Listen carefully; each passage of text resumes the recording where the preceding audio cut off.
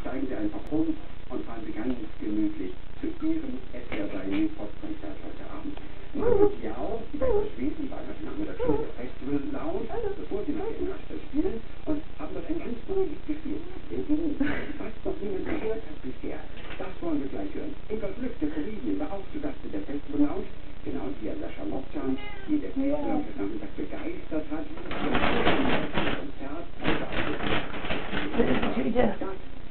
Machst du alle? Vor 20 Uhr. Viel Spaß bei Ihnen. Mein Name ist Christian. Alles rund um SWR.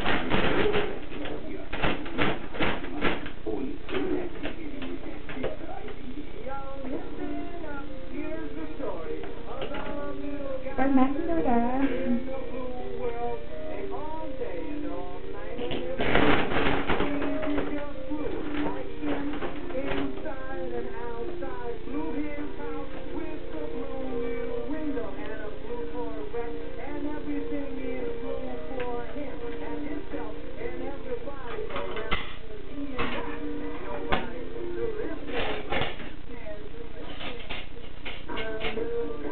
Guck mich einfach gleich an, was dumm gestrichen mal.